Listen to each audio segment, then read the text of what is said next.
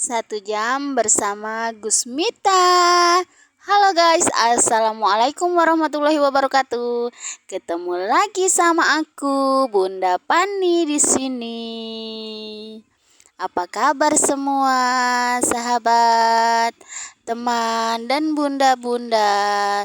Semoga yang nonton video aku dalam keadaan sehat walafiat dan tetap dalam lindungan Allah Subhanahu wa Ta'ala. Lanjut ke video, dan ini kami sudah di dalam bis ya, yang mau pergi pengajian ke Tanjung Senai. Semoga pengajian kali ini mendapat berkah dan barokah dan bisa ketemu Gusmita. Alhamdulillah, dan selamat mendengarkan ceramahnya. Oh, jadi itu aroma sangat luas macam ibu.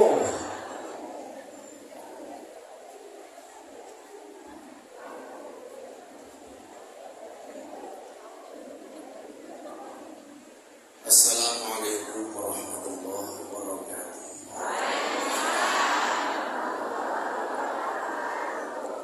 Alhamdulillahil qail. A'udzu billahi samil alim minasyaitonir rajim. Bismillahirrahmanirrahim. Inna rahmatallahi qaribun minal muhsinin. Allahumma salli wa sallim wa barik ala hadan nabiyil karim sayyidina wa maulana Muhammad wa ala alihi wa ashabihi mujahidin at-tahirin. Rabbi shrah li sadri wa yassir li amri wa hlul 'uqdatam min lisani yafqahu qawli. Hadratan muhtaramin, para masyayikh, para kiai, alim ulama, tokoh agama, tokoh masyarakat, segenap pimpinan organisasi masyarakat keagamaan, pengurus cabang Nahdlatul Ulama, Suriah dan Tanfidiyah, berikut tokoh agama, tokoh masyarakat yang saya muliakan, para pejabat yang berkenan hadir dalam semua tingkatannya, beli mangga di bola sahur. Ada Mawar Yahya calon gubernur. Hadir juga Bapak Bupati Bro Pancawijaya Akbar. Mudah-mudahan namanya Akbar bisa membawa Ogan Ilir semakin akbar. Tentunya beserta istri. Karena saya meyakini kesuksesan seorang laki-laki berangkat dari doa seorang istri. Itu artinya semakin banyak istri, semakin banyak yang berdoa.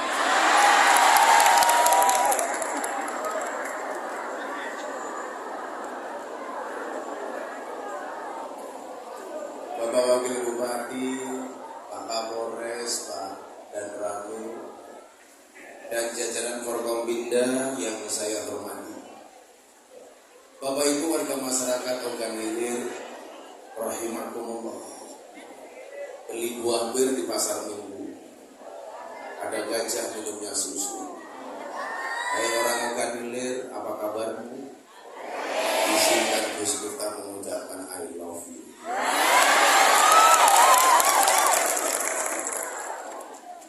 Saya bersyukur siang hari ini bisa silaturahim. Sebenarnya saya agak sakit setelah pulang umroh kemarin. Baru seminggu saya pulang umroh. Maka semua yang hadir saya doakan mudah-mudahan segera dipanggil oleh Allah.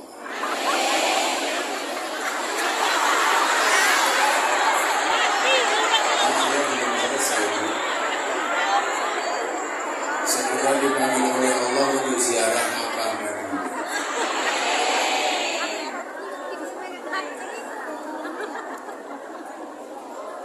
Saya sakit sebenarnya. Jadi tulang rusuk saya ini keseleo kecebit. Tapi pulang umroh sampai hari ini saya belum pulang. Dari Jawa Timur, Jawa Tengah saya langsung lanjut ke Jakarta. Kemarin di Lampung, hari ini di Ogan Ilir. Nanti malam saya kembali ke Jakarta. Besok saya ke Manokwari, Papua. Baru kembali ke Jogja. Saya hanya minta doa mudah-mudahan semuanya sehat.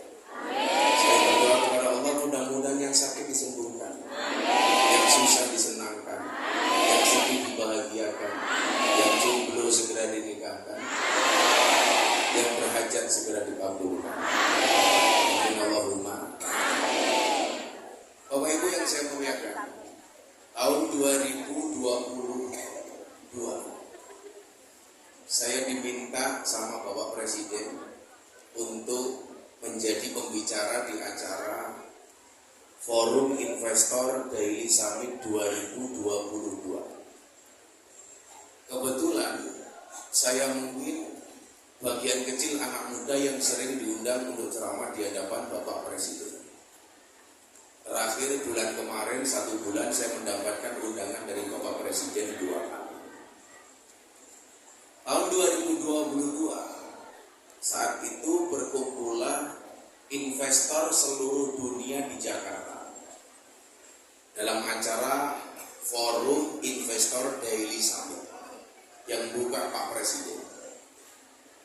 Isunya adalah tahun 2023 Indonesia akan terancam dengan resesi global. Saya diminta memberikan penjelasan bagaimana pandangan agama terhadap bangsa Indonesia menghadapi masa depan. Dalam konteks ini ogan ilir menyongsong tahun-tahun yang akan datang. Ini kalau saya lihat sih ibu ini wajahnya wajah-wajah yang optimis. Kalau Anda kurang optimis, belajarlah dari penjual es. Penjual es itu orang yang sangat optimis. Kenapa? Karena cepat atau lambat pasti cair.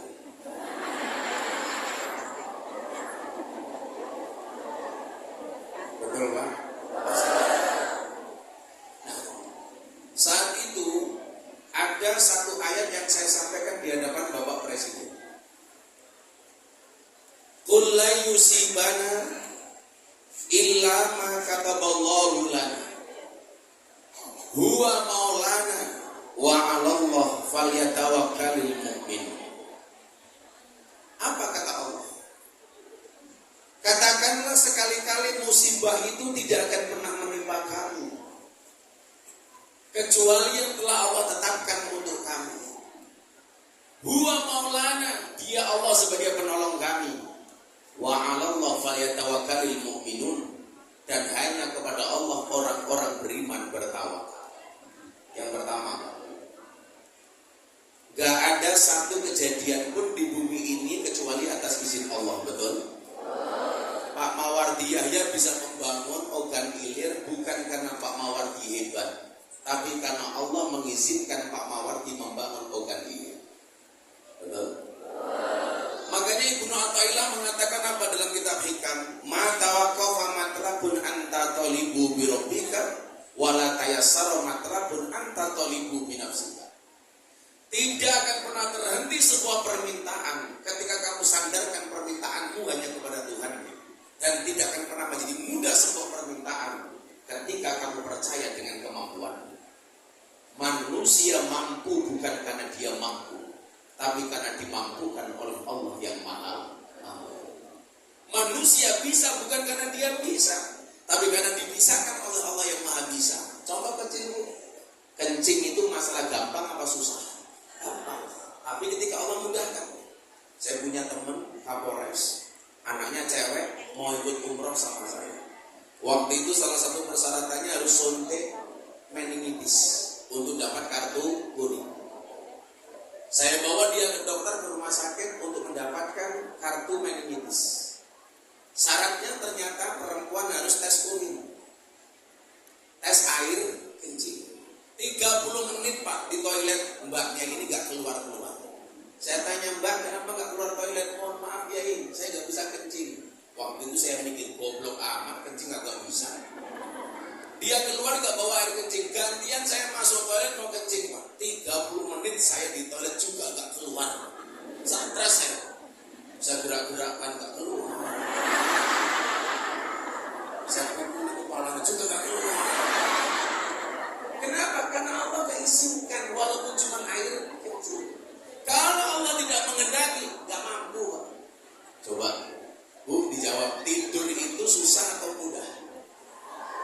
Anda mungkin mengatakan mudah, tapi ketika Allah tidak mengendaki gak bisa tidur Pak. Saya di Jakarta ada acara sama seorang pengusaha besar. Saya dikasih kamar Presiden Sumiku.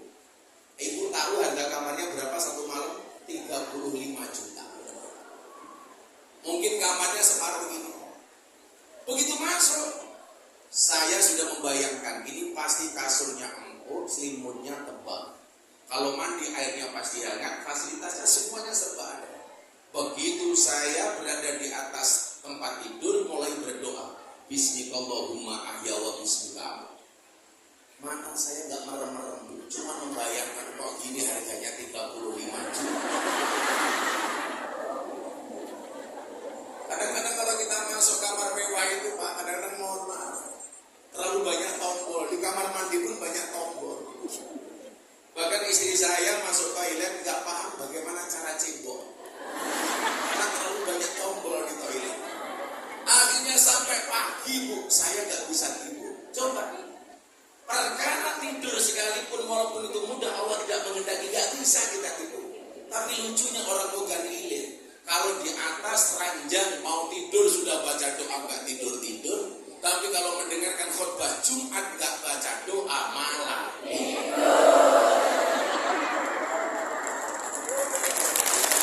betul Pak? Begitu khadimnya mulai khutbah, ya masyurul muslimin. Makanya obat tidur yang paling mustajab adalah khutbah Jumat. Makanya kalau sekarang saya lagi tahu saya ibu tidur nggak apa-apa Bu. Cuman saya ingatkan, an-naumu akhul maut, tidur itu saudaranya mati.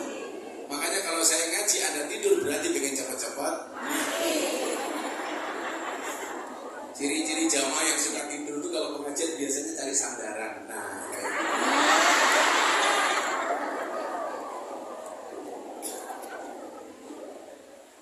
Tetapi ketika Allah mampukan, mohon maaf sebaliknya, gak ada yang mustahil bagi Allah. Makanya kenapa Anda itu disuruh sering baca surat Yasin? Karena di dalam Yasin itu ada surat yang bunyinya memberikan kita optimisme terhadap apapun yang menjadi keputusan Allah. Innama amruhu idza arada syai'an ayyaqula lahu kun. Allah pengen membangun ogat ilir dengan kun fayakunnya Pak. Kun fayakunnya Allah melalui Pak Bupati. Makanya saya senang kalau banyak pemimpin muda. Pak Bupati umurnya berapa Pak Bupati? 31. 31 bisa memimpin ogat kok. Kan gak harus usia 40 tahun, betul? Gak harus. Dulu Bung Karno mengatakan berikan kepadaku 10 pemuda aku guncang dunia. Sekarang baru 1 pemuda sudah terguncang. Ini Pak Bupati 31 sudah keren. Jadi Bupati betul? 2 tahun 60 penghargaan. Makanya ingat, orang tua itu gak boleh semena-mena dengan anak muda. Kenapa? Orang tua itu memang banyak amalnya, tapi jangan lupa orang tua juga banyak dosanya. Tapi anak muda juga harus hormat kepada orang tua. Kenapa? Memang anak muda itu dosanya lebih sedikit dibandingkan orang tua, tapi pahalanya lebih sedikit daripada orang tua. Makanya mohon maaf, anak muda itu boleh percaya diri. Percaya diri itu bagus, tapi tahu diri lebih bagus.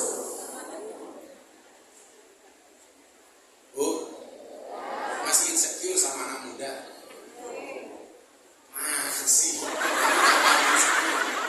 Modar. Kalau saya Pak Bupati kan bahasanya bahasa anak-anak Gen Z. Saya memang lebih tua daripada Pak Bupati, tapi jiwa saya lebih muda. Karena kebetulan kalau saya di Jakarta, Bu, itu saya terkenal sebagai ustadznya artis dan silet kritis. Nah, sekarang ya, itu pengajian saya di Jakarta itu rata-rata janda-janda. Coba Anda sebutkan nama janda, itu rata-rata pasti pengajian sama saya. Rika Salim, Aura Kasih, Sherlyn Evangelista, Nikita Mirzani, yang terbaru idolanya Pak Mawardi Yahya, Cinta Luna.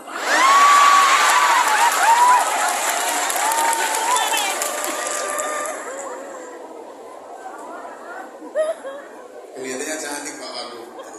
Begitu dipeluk subhanallah, businya keluar.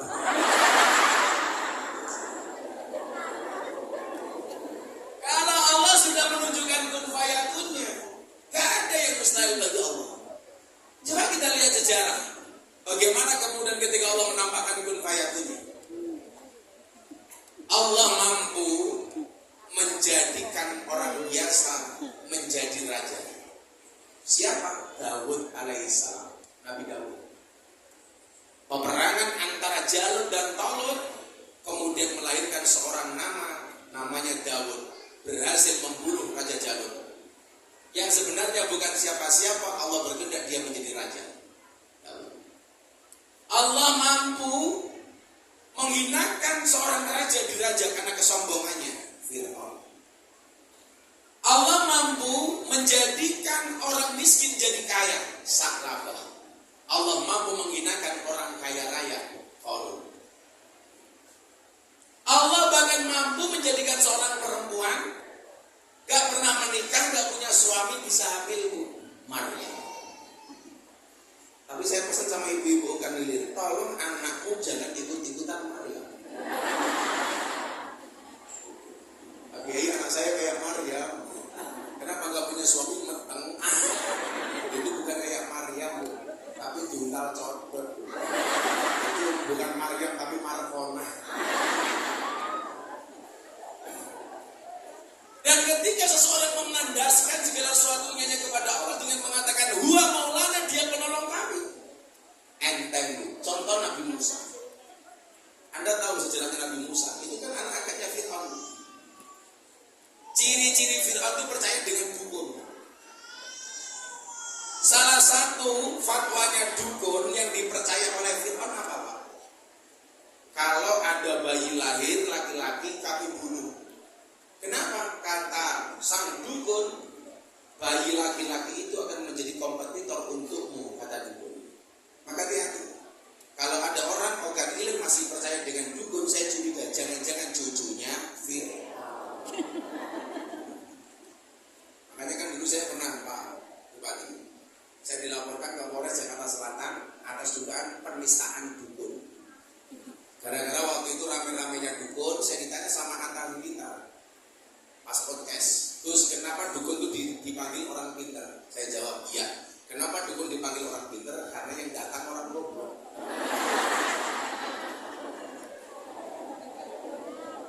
Kenapa dukun dipanggil paranormal? Karena yang datang orang abnormal. Nah waktu itu saya bilang, kalau memang dukun itu mampu, seharusnya istrinya dukun itu paling cantik. Kenapa? Karena dukun pekerjaannya menjual pelet dan pengasih. Tapi faktanya banyak dukun yang istrinya meromos. Lah kalimat ini guru panjang dimasalahkan sama dukun, katanya menghina dukun. Kan saya bilang kembali kepada kuasa Allah. Kalau memang manusia itu mampu, seharusnya apa, Pak? Guru itu anaknya paling pintar. Wong guru itu pekerjaannya memintarkan anak orang lain, tapi banyak guru anaknya juga goblok. Kalau memang manusia itu mampu, seharusnya apa? Dokter itu badannya paling sehat. Wong pekerjaannya menyiapkan orang, tapi faktanya banyak dokter sakit. Saya di Jogja punya teman dokter spesialis THT, telinga hidung tenggorokan, orangnya budek. Siapa yang bisa menjawab? Kalau memang manusia itu mampu, seharusnya apa? Polisi itu rumahnya paling aman. Wong polisi pekerjaannya mengamankan orang, tapi nyatanya polisi sendiri juga tidak aman. Buktinya apa? Ada polisi ditembak polisi di rumahnya polisi.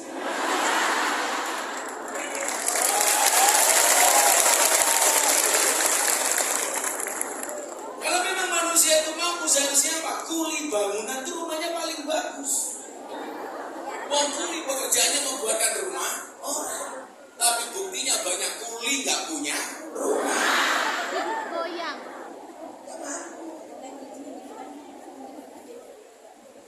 Makanya kemudian apa? Fir'aun ini percaya dengan kalimat sang dukun. Akhirnya Fir'aun bikin peraturan semua bayi yang lahir jenis kelaminnya laki-laki harus dibunuh. Lahirlah bayi Musa. Ibunya Musa andilau, antara dilema dan galau. Aku dibunuh sama Fir'aun. Kemudian dapat firasat bayinya Fir'aun, kemudian dihanyutkan, bayinya Musa dihanyutkan ke sungai. Atas izin Allah mendarat di belakang kerajaan Fir'aun. Yang nemu siapa, Bu? Istrinya Fir'aun. Keluarga Fir'aun itu antik, suaminya nakal, istrinya soleha. Makanya dalam Al-Quran itu ada 4 gambaran keluarga. Kira-kira ibu-ibu Ogan Ilir pilih yang mana? 1, gambaran keluarganya saat Nabi Nuh. Nabi Nuh itu suaminya soleh, istrinya nakal. Nomor 2, gambaran keluarga Fir'aun. Suaminya nakal, istrinya soleh. Nomor 3, gambaran keluarga Abu Lahab. Suaminya nakal, istrinya nakal. Nomor 4, gambaran keluarga Ibrahim. Suaminya soleh, istrinya solehah. Kira-kira ibu Ogan Ilir pilih yang mana? Keluarga Nuh, Fir'aun, Abu Lahab, apa Ibrahim? Subhanallah. Dan Anda tahu Ibrahim istrinya 2.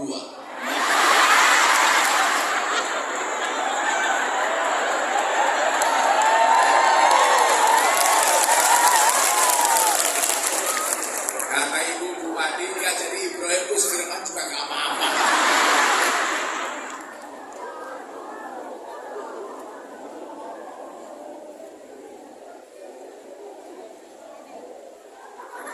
Bapak-bapak jangan macam-macam, apalagi ada kepala dinas sama istri, jadi macam-macam. Perempuan tuh karakternya satu, Pak. Kalau disakiti nggak pernah lupa, kalau menyakiti nggak pernah ingat. Itu aja.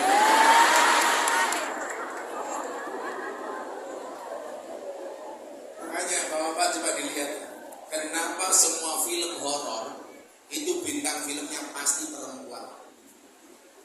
Mak Lampir perempuan, Nini Pelet perempuan, Nyerok Kidul perempuan, Wewe Gombel perempuan, Susana perempuan. Kenapa semua film horor bintang filmnya perempuan? Karena makhluk yang paling menakutkan dan horor adalah perempuan.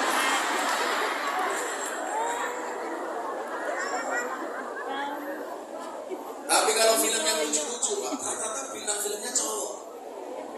Kalau Kasino Indro, cowok. Ipin Upin, cowok. Scooby-Doo, cowok. Unyil, cowok. Sun Gokong, cowok.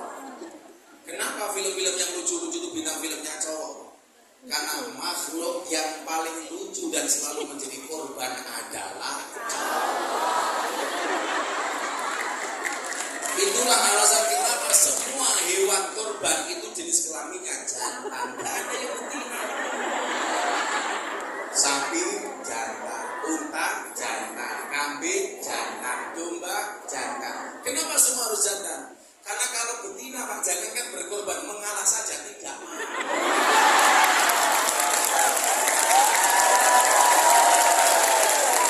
Cewek yang punya mau mengalah itu ciri-cirinya, Pak, biasanya jilbabnya merah.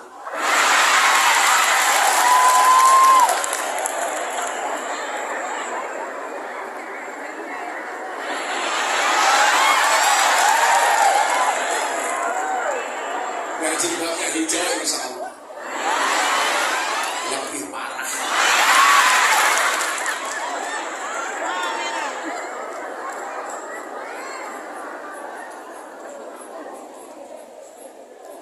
Akhirnya bayi Musa ini diterima, diambil sama istrinya Siti Asia.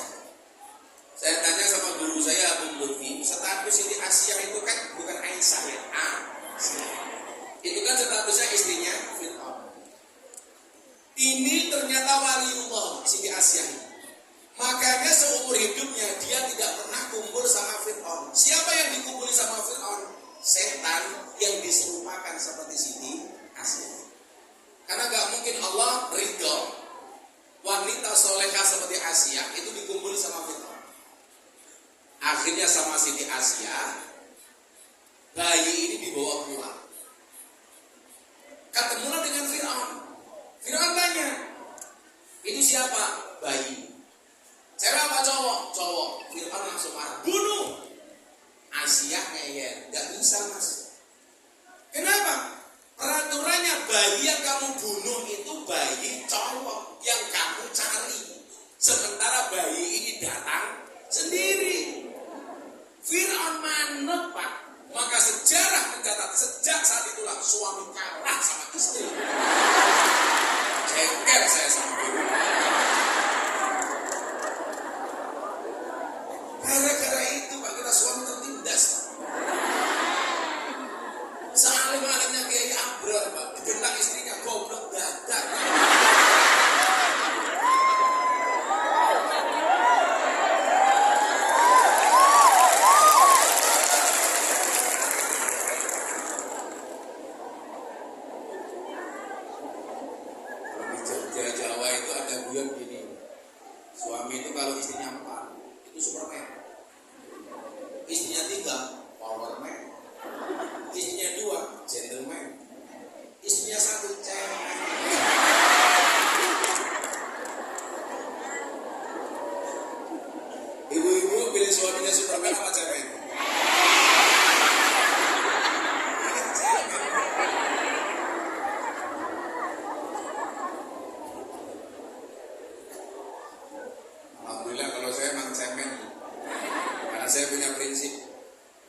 Laki yang hebat bukan laki yang mencintai banyak wanita, tetapi mencintai satu wanita dengan banyak cara. Kenapa saya harus ngomong seperti itu? Karena diri hamil. Kawan istriku mati. Tapi ini memang ciri khas ngaji di Ogan Gilir ya. Dia jadi kasih kopi.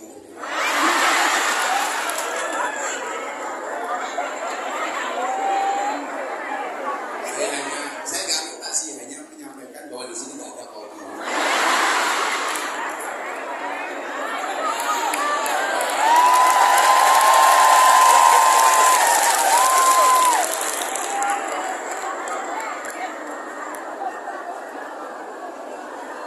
Persamaan saya dengan Pak Prabowo itu satu, sama-sama suka kopi. Kenapa saya suka kopi? Karena hidup itu butuh inspirasi, bukan halusinasi. Makanya Pak Bupati Pancar jadilah seperti kopi. Pahit sih, tapi banyak yang mencintai.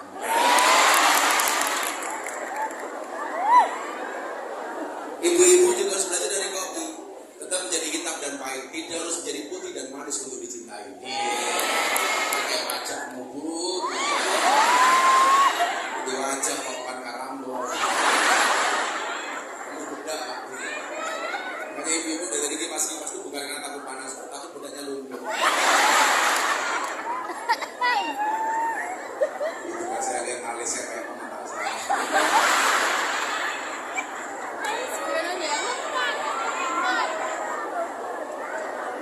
Saya punya teman dari Madura, istrinya Pak alisnya kayak cengket. Aku sisik. Yang pakai abra di pikiran kayak kacamata hitam. Kayak tukang kelas.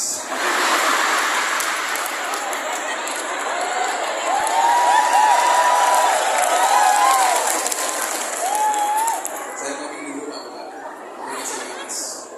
Karena saya punya prinsip, jangan pernah kamu sesali kopi udah dingin. Kenapa? Karena ketika akan tidak pernah keluargai. Tapi sekarang Pak, kalau saya minum kopi ada gulanya tidak pernah saya aduk. Supaya manisnya di akhir. Kenapa? Karena kalau manisnya di awal sudah biasa kayak mulutnya calon.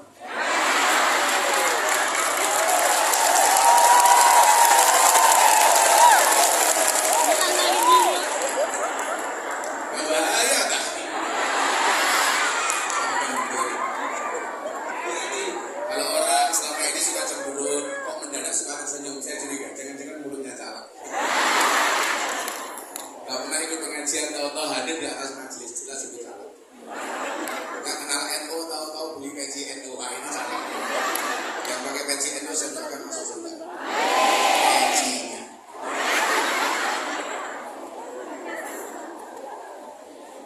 Nah, akhirnya apa? Bayi ini dipelihara oleh keluarga kerajaan Firaun. Sebelum saya lanjutkan, pelajaran pertama apa Pak? Ini ternyata pelajaran toleransi kelas tinggi. Inilah salah satu dalil bahwa orang non-Islam, orang Islam itu boleh menerima sedekah dari orang non-Islam. Saya kemarin kan minggu-minggu ini minggu-minggu berat bagi saya. Seminggu ini saya viral gak berhenti. Gus Miftah bagi-bagi duit. Ya kan aku kaya. Persoalannya bukan itu. Ini saya luruskan ya, saya mau ketemu dengan masyarakat. Sampai hari ini saya itu bukan tim kampanye paslon manapun. Namanya tim kampanye kayak Pak Mawardi itu umpamanya itu didaftarkan di KPU. Kalau saya tidak, karena saya bukan tim kampanye, saya bukan calon. Saya hanya sekedar orang yang mencintai Pak Prabowo. Saya bukan tim. Kemudian kejadian di Pamekasan itu saya punya sahabat kaya juragan tembakau namanya Haji Her.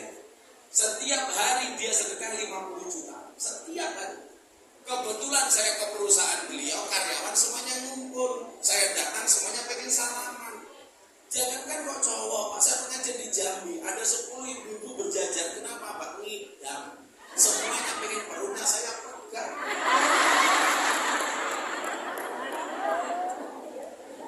Lah ini saya ke Pamekasan minta, saya datang silaturahim, karyawan pabrik datang, si Haji Her bilang, Gus, itu sekaligus Gus Miftah memberikan saya sedekah hari ini kepada mereka.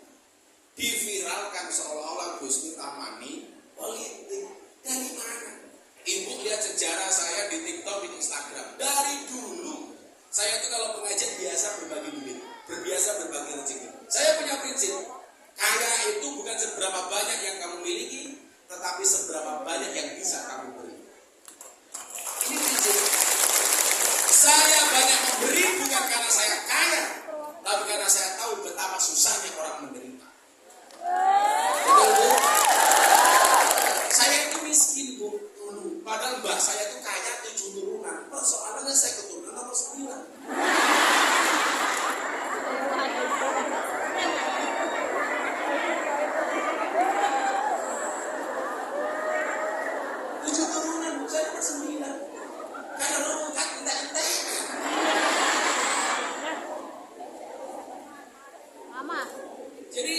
Saya itu termasuk orang yang gak sepakat di Indonesia itu ada istilah semuanya harus cashless.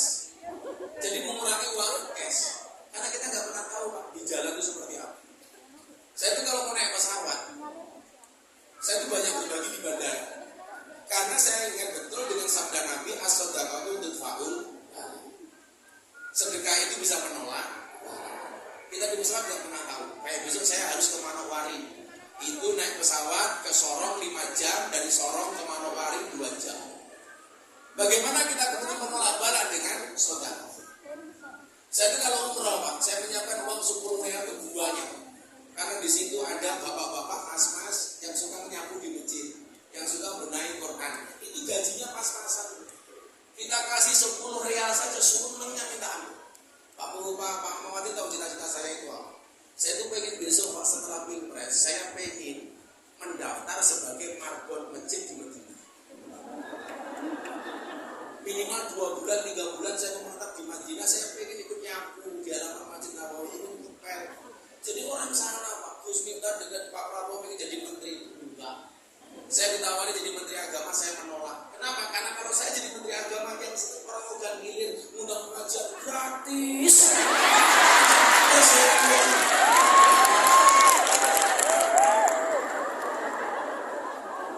Sudah yang jadi menteri Pak Mawardi saja. Kalau Pak Mawardi jadi menteri kan karena menteri urusan peranan wanita.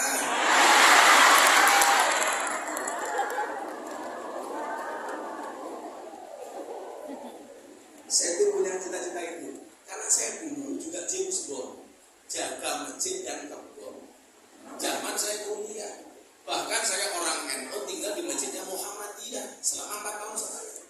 Dan ternyata maafin muskilah, gak ada masalah. Masalahnya cuma satu. Gara-gara saya tinggal di masjidnya Muhammadiyah, saya kurus. Berat badan saya hanya 40 kilo. Kenapa? Karena Muhammadiyah jelas gak pernah ada selamatan.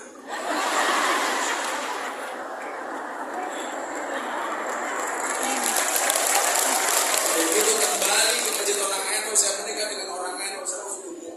Ketemu dengan ibu-ibu muslimah, Fatayat, gemuk. Berat badan saya langsung 108 kilo. Waktu itu.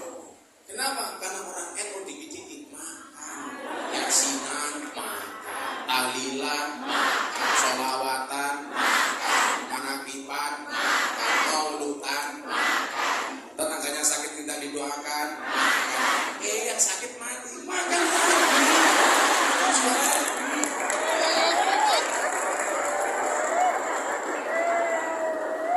Waktu itu Pak saya gemuk banget, 108 kilo. Saya baca observasi dan penelitian dari sebuah rumah sakit di Jogja. Laki-laki itu kalau badannya besar dia nggak sehat, kalau perutnya besar biasanya burungnya kecil. Saya langsung menurunkan berat badan saya. Hati-hati yang penduduknya, hati-hati.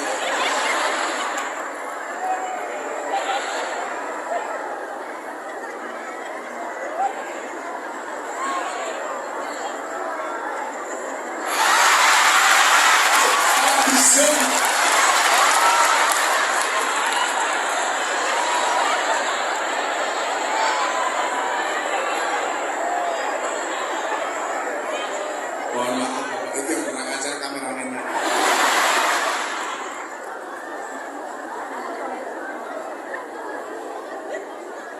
Yang lucu masih itu Pak Muhammad. Forum silaturahim ketua umum parpol di kantor DPP 4. Ada Pak Erlangga, Zulkifli Hasan, ada Pak Mardiono, ada Caimin, ada Pak Jokowi. Saya kebetulan diminta jadi imam sholat zuhur dan mau itu di forum silaturahmi. Saya bilang, apa sih bedanya NU dan Muhammadiyah? Bedanya satu. Kalau anaknya Kiai NU itu dipanggil Gus, anaknya Muhammadiyah dipanggil Guys. Ada yang tanya, loh, Pak Jokowi kan NU Gus, kenapa Pak Jokowi kurus? Iya, Pak Jokowi itu NU. Kenapa kurus? Karena berempati dengan orang Muhammadiyah.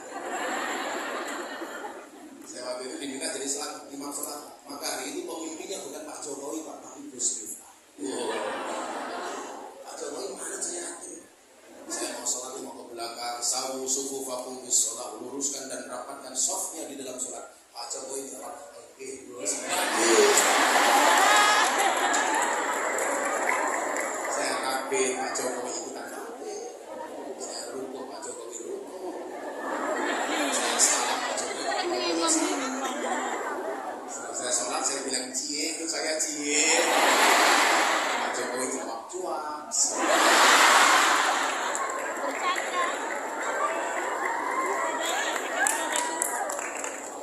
Singkat cerita, Musa ini menjadi orang yang tumbuh berkembang atas naskah kerajaan Fir'aun. Ini pelajaran toleransi. Bahwa orang non-Islam sama orang Islam itu bisa berbagi. Saya dari berikutnya begini. Nabi Muhammad itu dimusuhi sama Abu Lahab sejak kapan? Sejak Nabi Muhammad mendeklarasikan diri sebagai nabi. Umur 40 tahun. Status Nabi Muhammad itu keponakan Abu Lahab. Pertanyaan saya, Bu, kira-kira pernah nggak Abu Lahab itu membelikan permen satu untuk Nabi Muhammad ketika anak-anak? Nggak mungkin paman kepada ponakan nggak kasih apa. Ini menunjukkan apa? Toleransi, bahwa orang non-Islam itu boleh memberi orang Islam boleh memberi orang non-Islam. Makanya kenapa kemarin saya mengucapkan selamat Natal dibully, Pak? Tetangga saya itu 60% Katolik. Kalau Pak Mawardi ke pondok saya, kampung saya itu 60% Katolik. Selatan rumah saya pendeta, utara rumah saya kuburan. Dan seumur hidup saya tidak pernah bertengkar dengan tetangga utara saya.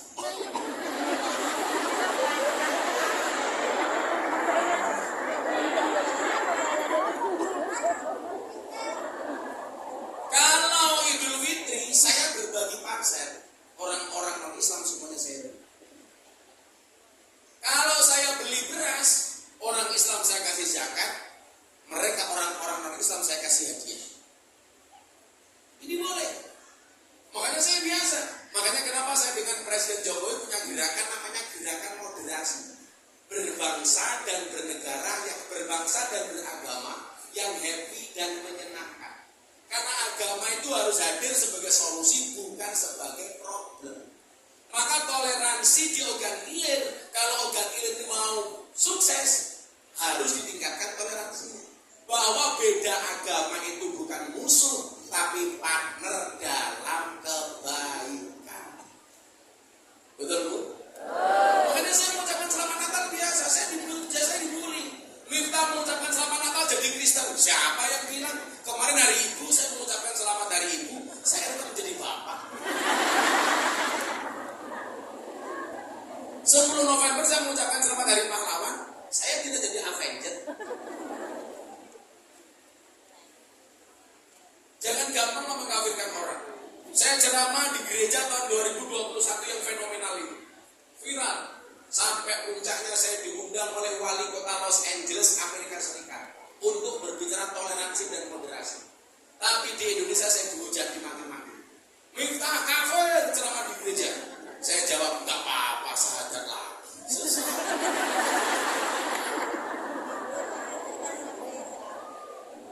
Langsung saya dibully Pak Batu. Miftah goblok. Goblok saja laris. Di negara kamu pintar gak laku. Makanya jadi pemimpin itu jangan baperan. Gak boleh baperan. Pak Bupati mau jadi bupati ya siap-siap dikritik. Gak usah baperan. Pak Mawardi besok jadi menteri atau jadi gubernur gak boleh baperan. Ya biasa-biasa saja. Yang ada itu ya orang kecil, Pak ngomongin orang besar. Gak mungkin orang besar ngomongin orang kecil. Ya artinya kalau berobatnya gak mau diomongkan, ya sudah jadi orang kecil saya?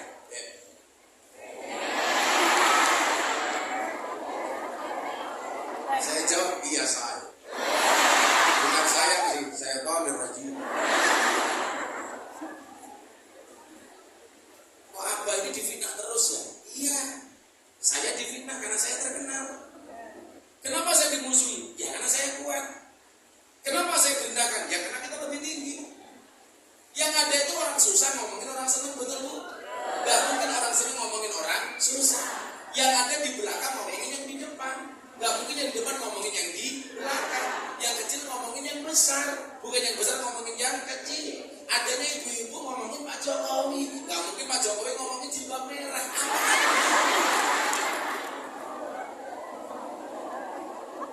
Masih penting lah, dua-dua jilbabnya merah. Itu di belakang sudah tua jilbabnya pink. Di sisi.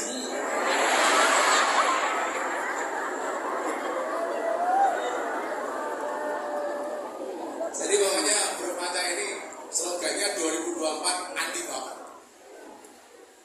Santai saja. Ini dalil bagaimana kemudian Nabi Musa berproses di dalam kerajaan yang bahkan dia tidak hanya non-Islam, tetapi orang yang ngaku Tuhan. Sampai Fir'aun itu mendeklarasikan dirinya sebagai apa? Ana rabbukumul a'la. Aku adalah Tuhanmu yang paling tinggi. Makanya hidupnya Fir'aun itu enak terus, gak pernah susah. Punya uang terus, gak pernah punya utang. Fir'aun itu mohon maaf Pak, kalau makan sambal yang mules bukan perutnya, tapi sambelnya. Dia itu pernah makan selintir cuma sekali toh dia marah-marah. Akhirnya Allah mengutus malaikat untuk memperbaiki giginya Fir'aun. Malaikat bertanya, Tuhan, kenapa saya harus memperbaiki giginya Fir'aun? Kamu perbaiki giginya Fir'aun sebaik-baiknya. Masa ngaku Tuhan kok mulutnya segilintir? Itu Fir'aun saking tingginya dia. Senang terus gak pernah susah. Itu artinya kalau ibu-ibu kadang-kadang susah, kadang-kadang senang, lumrah apa? Karena kita manusia biasa. Kalau kadang-kadang kadang punya utang, kadang-kadang punya duit, lumrah. Karena kita manusia biasa. Yang saya curiga kalau ada orang mau ganti ilir, senang terus gak pernah susah. Jangan-jangan cucunya Fir'aun. Ini biasa-biasa saja. Singkat cerita, ketika Musa sudah nyaman berada di kerajaan Fir'aun, Allah memberikan perintah. Apa perintahnya? Di luar nurulnya Musa. Ini di luar nurul. Di luar nalar. Tidak habis fikri si Nabi Musa. Apa bu? Yang mana bu?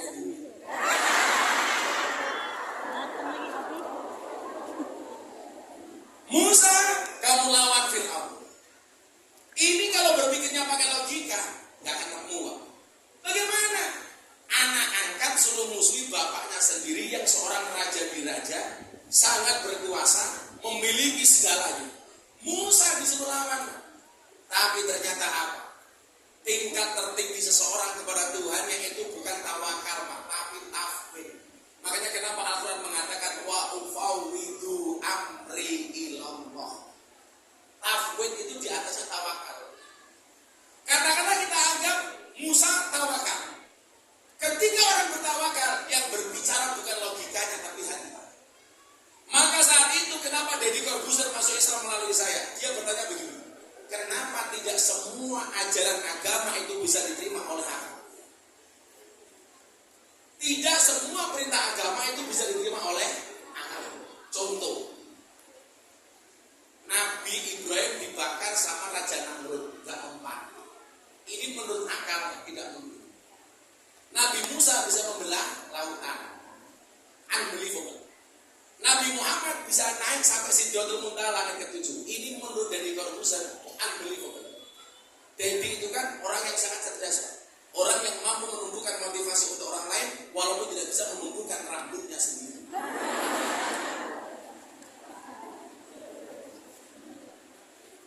Jawaban saya sederhana waktu itu. Kenapa tidak semua ajaran agama bisa diterima oleh akal? Karena itulah yang membedakan antara agama dengan ilmu pengetahuan. Kalau semua ajaran agama bisa dilogikakan, orang gak butuh agama Pak, cukup sekolah saja.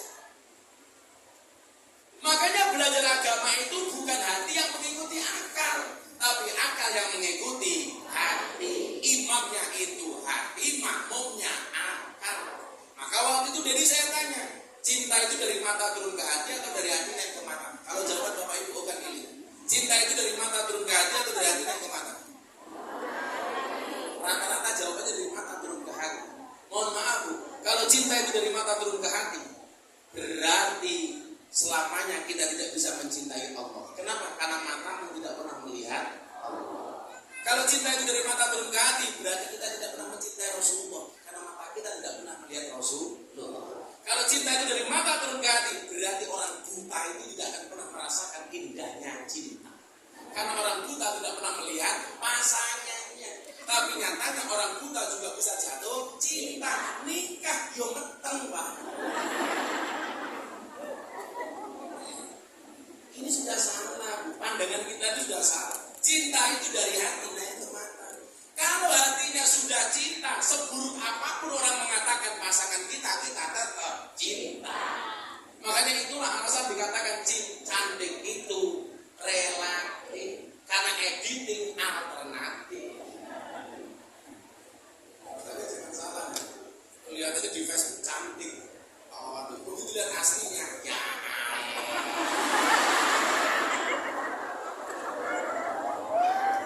Kalau di Instagram, wow. Lihat aslinya, weh. Saya itu kemarin survei, Mas Pada, pengguna medsos. Ternyata pengguna medsos itu sesuai sama umur. Kalau yang sepuh-sepuh itu biasanya Facebook. Dewasa di bawahnya dikit baca Instagram apa. Kalau anak-anak Gen Z, milenial itu lebih suka dengan TikTok. Makanya saya punya jamaah janda usia 60 tahun punya Facebook. Jam 11 malam update status. Ada nggak yang mau jadi imam? Langsung saya jawab, ada Mbak. Siapa? Gus Israel. Kan gue tahu dari imam. Sadar oleh berubah Mbak ini. Kalau Mbaknya jawab lagi, kamu enggak.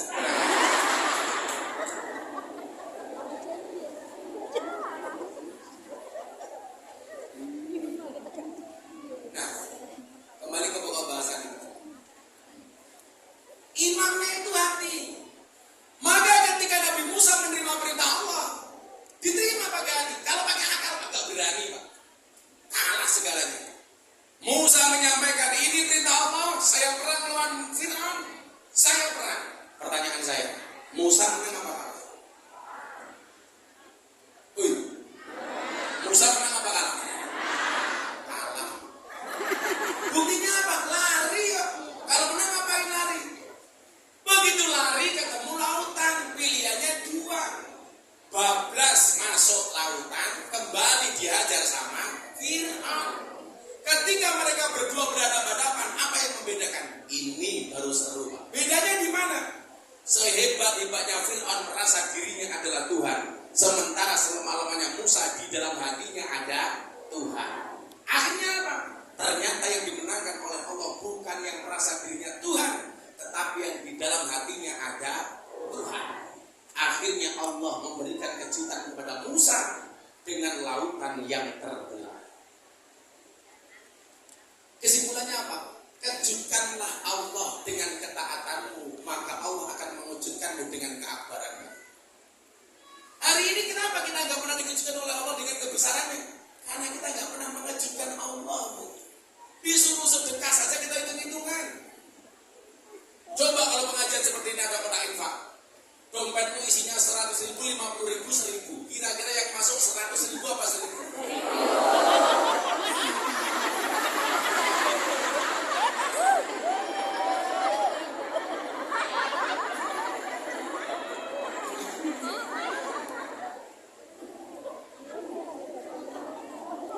Lihat monyet di kebun binatang, uang sakunya 100.000. Pengajian lihat kiai infaknya 1.000. Berarti lebih mahal monyet apa kiai Bu? Lebih menghargai kiai apa monyet Bu? Siapa yang bilang monyet sih?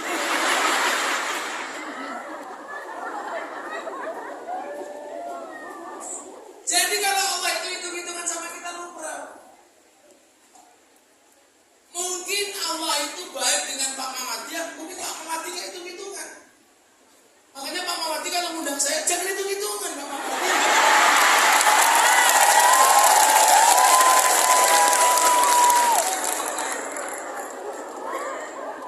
Kemarin ada urusan bupati Ogan Ilir di pondok saya. Aduh, hitung-hitungan sudah murah ditawar ya.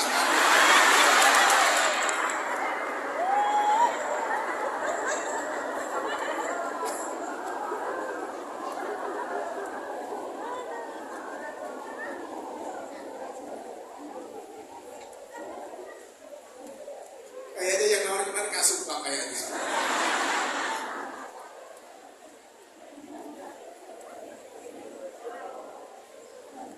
Sallallahu alaihi Muhammad. Ini menunjukkan keakbaran Allah. Musa akhirnya bisa mengalahkan Fir'aun. Demikian juga tantangan besar ke depan untuk Ogan Ilir. Selama Pak Bupati dan rakyatnya berpasrah kepada keakbaran Allah, apapun tantangan yang dihadapi oleh Ogan Ilir bisa diselesaikan oleh Allah. Amin. Ya, relax selawatan dulu. Bisa lihat ibu-ibu muslimat di sini. Saya itu lihat muslimat sama Fatayat, gak perlu lihat seragamnya, cukup dari baunya saya bisa merasakan. Kalau Fatayat itu biasanya baunya parfum, kalau muslimat bagus.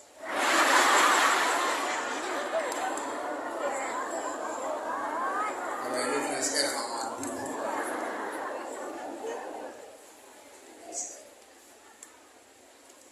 Saya mau selawat kebangsaan. Salatullah salamullah ala toha rasulillah. Salatullah salamullah ala yasin habibillah. Ala yasin habibillah. Dawasan nabi wabilhadi Rasulillah wa kulli mujahidi lillah bi ahlil badri ya Allah. Jaga dikir minumnya kopi ditanam di pinggir kali. Ayo berpikir tentang negeri ini, kalau bukan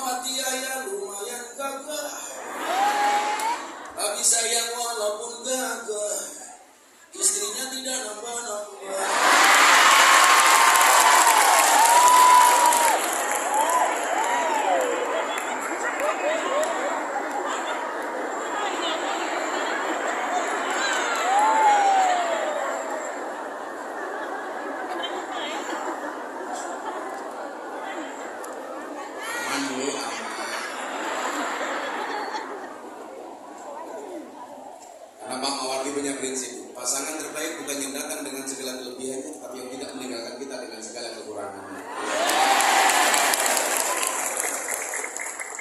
Karena mas-mas yang belum menikah ini merasa jelek santai saja deh.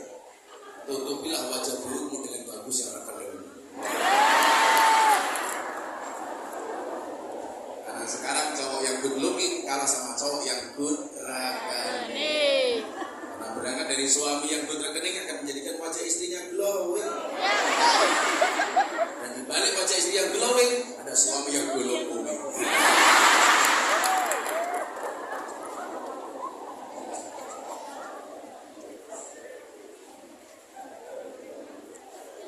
Bukan nilir mundang Gus Miftah, Bupati Panjang lumayan gagah. Ada gajah makan mawar, walaupun gajah muda ngaji ditawar.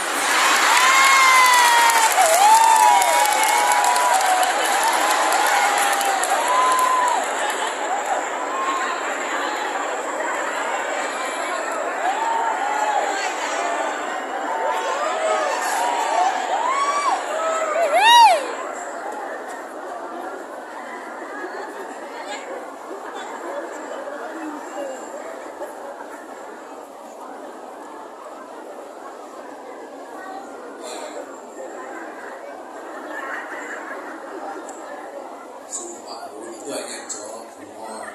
Tapi faktanya gue itu menyakitkan. Sayyidina Nabi Muhammad. Alhamdulillah. Coba satu lagi saya kasih contoh selain Musa. Ibrahim. Ibrahim saat sayang-sayangnya sama anak. Kemudian Allah perintahkan, Ibrahim,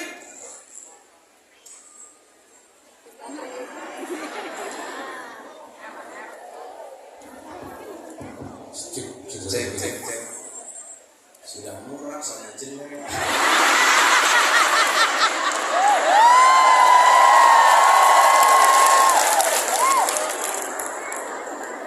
Itulah Pak Bupati bedanya sound system sama cewek. Sound system dimodalin banyak kelihatan wujudnya. Cewek dimodalin banyak, diambil temannya. Ya. Banyak kejadian di kota-kota besar. Makanya kalau di Jawa itu udah sih, tunggu bang, kamu ngapain lagi?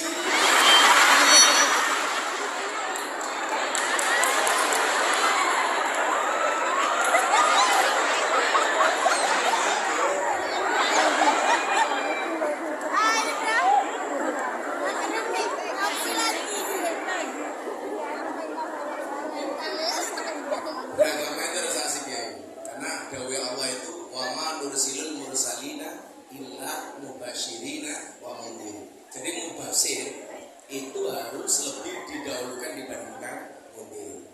Jadi menyenangkan itu harus lebih diutamakan daripada menakut-nakuti. Dan hakikat orang beragama itu harus menyenangkan. Makanya kayak Pak Mawardi, kayak Pak Panca ini dianggap orang yang menyenangkan rakyat dengan prestasi. Jangan nakut-nakut. Kalau kamu nggak begini, takut rakyat.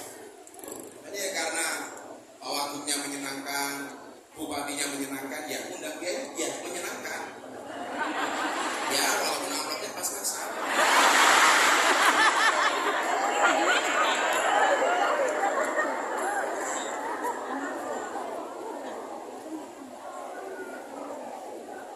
Ketika lagi senangnya dengan Ismail, Allah katakan, potong leher anakmu, manut Pak. Dan ternyata atas keteguhan Nabi Ibrahim, Allah mengejutkan Ibrahim dengan menggantikan leher Ismail dengan seekor domba. Nah, demikian juga Pak, ketika Pak Jokowi bilang sama saya, Gus, ini Indonesia katanya terancam resesi global 2023 waktu ini. Saya bilang, Qulai yusibana, katakanlah sekali-kali musibah itu tidak akan pernah menimpa kami illa ma kataballahu lana, kecuali yang telah Allah tetapkan untuk kami. Kalau belum jatahnya pada bisa. Tetangga saya zaman Covid-19 Bu, itu tak pernah keluar rumah pakai masker double 5. Beli apa-apa dari luar Pak, itu dicuci. Beli buah, dicuci, beli obat dicuci, beli pecel lele dicuci. Saking takutnya dengan corona. 3 bulan kemudian saya dikasih kabar mati. Tapi matinya ternyata bukan karena corona, Bu. Tapi karena stres tiap hari diamuk sama istrinya gara-gara nggak punya penghasilan. Saya mendengar dari Mas Bupati tadi katanya di Okanilir ketika COVID-19 ibu sudah pintar jualan. Hari Senin jual gula, Selasa kaleng.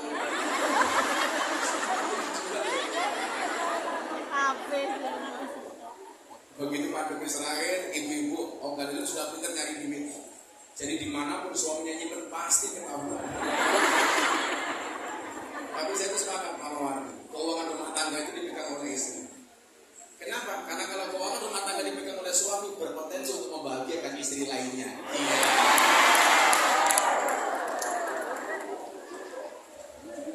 Itulah alasan Pak. Kenapa semua pecahan mata uang gambarnya cewek menari. Sadar Bu? Semua pecahan mata uang itu gambarnya cewek menari. 100.000 cewek menari. 50.000 cewek menari. 20.000 cewek menari. 10.000 cewek menari. 5.000 cewek menari. 2.000 cewek menari. Satu-satunya pecahan mata uang yang tidak ada gambar cewek menari cuma uang Rp1.000. Patipura bawa borong.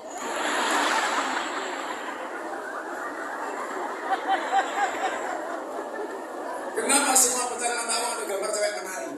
Karena hanya uanglah yang bisa membuat cewek bahagia dan happy. Walaupun konsekuensinya harus seperti uang Rp1.000 Patipura bawa golok. Lu mau maling, mau begal uang agak urusan kata istri. Makanya rusaknya suami kadang-kadang dari seorang istri. Makanya hati-hati. Suaminya baik-baik, istrinya suka pamer. Hati-hati. Suaminya bermasalah. Contoh orang pajak. Makanya pejabat kaya itu boleh, tapi jangan pamer. Saya bilang sama para pejabat, kekayaan itu seperti celana dalam, boleh dipakai tapi nggak usah dipamerkan. Boleh. Yang suka pamer itu kan cuma satu, Superman kan goblok. Celana dalam di luar.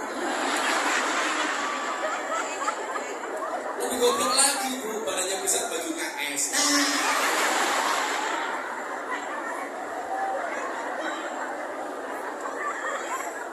Yang paling goblok siapa? Yang nonton. Tahu goblok kenapa ditonton?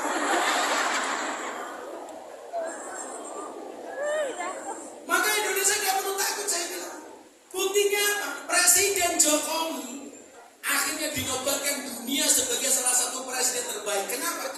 Dulu awal COVID Indonesia diminta sama dunia untuk lockdown Pak. Pak Jokowi nggak berguna. Karena Pak Jokowi yakin dengan kemampuan gubernur, wakil gubernur, dengan kemampuan bupati, dengan kemampuan ASN, tentara, polisi. Gak takut Pak dengan lockdown. Begitu hebatnya pemerintah kita. Begitu ada COVID, gak ada lockdown, semuanya disuruh istirahat di rumah, pemerintah tanggung jawab, muncul BLT. Betul Bu? Orang cerewet terhadap pemerintah. Pak Jokowi kasih BLT. Lucunya di Okanilir apa? Jelas undang-undangnya BLT untuk orang miskin. Ada keluarga punya mobil, ngakunya miskin.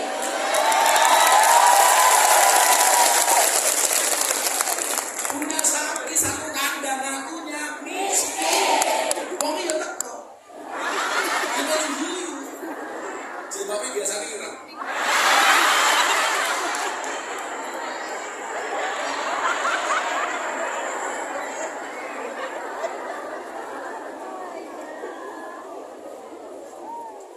Kemudian muncul apa?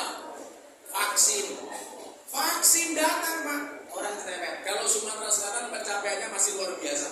Yang paling susah divaksin Sumatera itu di mana Pak? Di Padang. Sumatera Barat susah kita. Kalau di Jawa Madura. Begitu muncul vaksin, Pak Mawardi masih ingat. Orang yang bilang apa? Diragukan kehalalannya, minta sertifikasi. Majelis Ulama mengeluarkan sertifikat vaksin halal. Jadi, apalagi protesnya? Minta presiden supaya suntik pertama kali.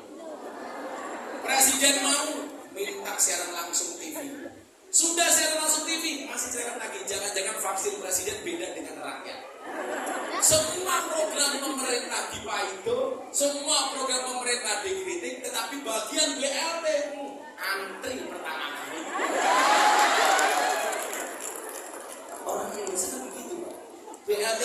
miskin semuanya ngaku miskin. BLT untuk UMKM semuanya ngaku pengusaha kecil. Makanya Pak Bupati Pancar tolong tuh kalian bikin BLT sekali lagi untuk orang gila.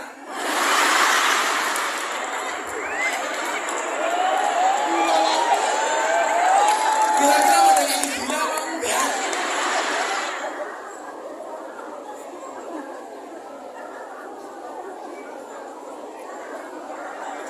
Itu menunjukkan bahwa pemimpin kita itu bermartabat. Dulu Malaysia itu ekonominya diklaim lebih hebat daripada Indonesia. Sekarang Pak, Indonesia lebih hebat daripada Malaysia. Banyak negara-negara di Eropa resesi global. Waktu saya ngaji di depan presiden saya bilang, gak usah takut. Kenapa? Mayoritas orang Indonesia tinggal di pedesaan seperti orang Ogan ini. Yang ekonominya lebih kuat Pak. Orang desa itu kan asik. Makan beras, beras ini. Makan sayur, sayure. Makan buah-buahe. Makan pitik-pitike. Makan endok-endoke.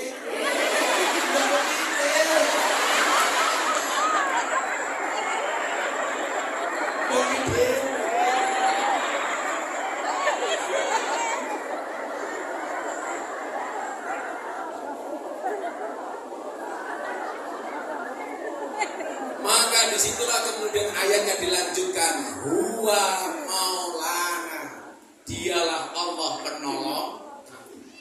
Maka di usia 22 tahun ini tadi ayatnya dibaca soal syukur. Syukur itu apa? Senang.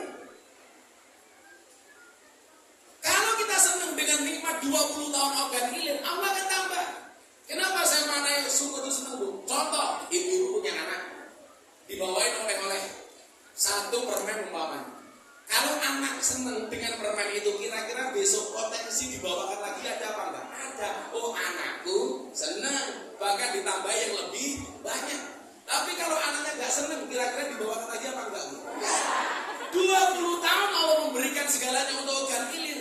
Maka pemerintahnya dan rakyatnya harus senang. Allah akan tambah. Maka syaratnya adalah rakyatnya harus baik, pemerintahnya harus baik. Kenapa? Karena innallaha yuhibbul muhsinin. Allah itu mencintai orang baik. Lah, orang baik itu akan mendapatkan rahmat Allah. Buktinya apa? Inna rahmatallah qaribum minal muhsinin. Rahmatnya Allah itu dekat dengan orang baik. Lah, ciri orang baik itu ternyata sederhana. Mempunyai rasa cinta. Rasa cinta itu syaratnya apa? Beriman. Orang beriman itu syaratnya apa? Rukun. Maka kata Nabi, la tadkhulunal jannata hatta tu'minu wa la tu'minu hatta tahabbu. Sekali-kali kamu tidak akan masuk surga sehingga kamu beriman. Ciri orang beriman itu memiliki rasa cinta dan kasih sayang. Sama dengan cintanya Pak Mawati kepada orang Sumatera Selatan, seperti kencing di dalam kolam renang. Cinta Pak Mawati kepada masyarakat Sumatera Selatan seperti air kencing di dalam kolam renang. Wujudnya tidak nampak tapi hangatnya bisa dirasakan.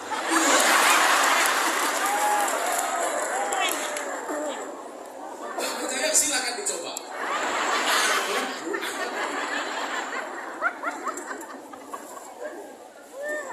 Pengalaman pribadi Pak. Makanya kalau Ogan Ilir dan Sumatera Selatan ingin mendapatkan rahmatnya Allah, salahnya apa tadi? Akur, rukun. Apalagi di tahun politik, bendera partai boleh banyak, tetapi merah putih tetap satu. Setuju? Pemimpin calonnya boleh banyak, tetapi kerukunan tetap harus dijaga. Saya bilang politik secukupnya, persaudaraan selamanya. Betul Bu? Apalagi ibu yang kayak ibu muslimat. Santai saja, kita itu tahu moderat. Makanya gak usah nganan, gak usah ngiri, tengah saja. Bukan khairul umuri, awsatuha, sebaik-baik perkara itu yang tengah-tengahnya. Kok kamu mikir yang lain? Aku juga.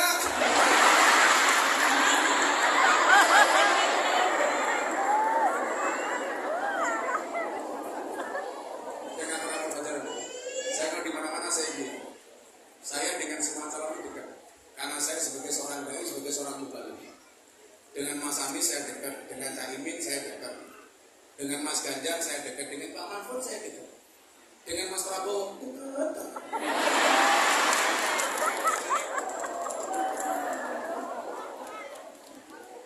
Kalau tak kemudian kita harus berbeda, nggak masalah. Yang penting kerukunan tetap terjaga. Nggak usah kemudian kekeluargaan kita, kebersamaan kita hancur hanya gara-gara pilihan presiden. Pesta itu harus menyenangkan. Kalau dikatakan pesta demokrasi, berarti harus menyenangkan, bukan menakutkan. Nggak usah menakut-nakuti. Ada memang tipikal orang yang goblok menurut saya. Siapa itu tipikal orang yang goblok? Mendukung capresnya dengan menjelek-jelekkan capres yang lain. Itu mendukung goblok. Makanya di dunia yang paling dinasihati, susah dinasihati tiga. Satu Fir'aun, dua orang jatuh cinta, tiga mendukung capres. Susah. Kalau saya punya prinsip, kampanyekan kebaikan calonmu, baik-baikkan calonmu, junjung calonmu tanpa harus menjelekkan calon yang lainnya. Setuju? Saya menyebut, maka pesan saya terakhir, perbedaan boleh, pilihan boleh berbeda, persahabatan tetap nomor satu. Soal pilihan presiden nomor dua, birokrat pihak ketiga. Sudah saja.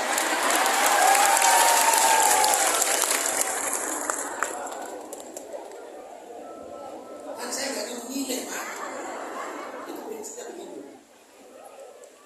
Mudah-mudahan organisasi senantiasa dijaga oleh Allah Subhanahu wa Ta'ala. Selamat pemimpinnya, selamat rakyatnya.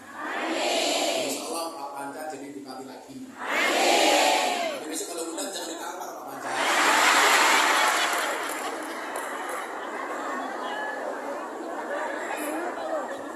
Awas Kasumbang. Siapa namanya? Kayak lebih percaya dia lebih percaya. Sudah jam 4:30.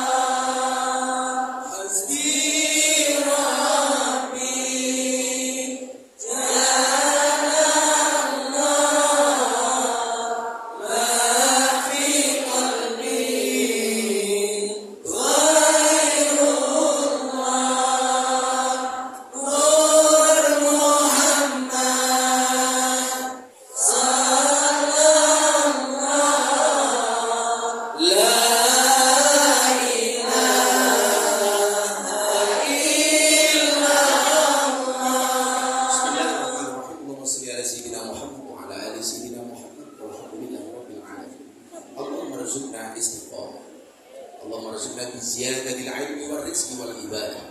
Allahumma arzuqna ziyarat al Makkah wal Madinah. Allahumma arzuqna dhurriyyatan thayyibah. Allahumma arzuqna ahlan sakinatan wa mawaddatan wa rahmah. Allahumma arzuqna bi alfi quwwah. Allahumma arzuqna bi alfi barakah. Allahumma arzuqna bi alfi karamah. Allahumma arzuqna min ahli sunnah wal jamaah. Allahumma arzuqna bi husnil khatimah. Wa na'udzubika min su'il khatimah. Wa adkhilna jannata ma'al abrar. Ya Aziz, ya Ghaffar, ya Rabbal alamin. Ya Allah ya Rabb, terima kasih kami kepadamu ya Allah atas semua anugerahmu, karuniamu, rizkimu yang kau berikan kepada kami, wabil khusus kepada Kabupaten Ogan Ilir ya Allah. Untuk itu ya Allah, karena kami hamba-hambamu yang bersyukur, yang senantiasa memuji kebesaran, sehingga ya Allah kau menurunkan ridhomu kepada masyarakat kami. Ya Allah ya Rabb, kuatkanlah pemimpin kami, kuatkanlah rakyat kami ya Allah. Jadikan kami hamba-hambamu yang bersyukur, hamba-hambamu yang senantiasa akur, sehingga menjadikan bangsa ini baldatun thayyibatun wa rabbul ghafur. Rabbana atina fid dunya hasanah wa fil akhirati hasanah wa qina adzabannar. Alhamdulillahi rabbil alamin.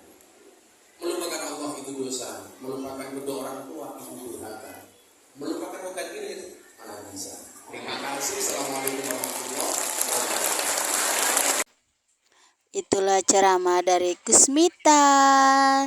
Semoga kalian terhibur dan bermanfaat. Terima kasih sudah menonton video aku. Sampai jumpa lagi di video aku selanjutnya. Wassalamualaikum warahmatullahi wabarakatuh. Bye bye.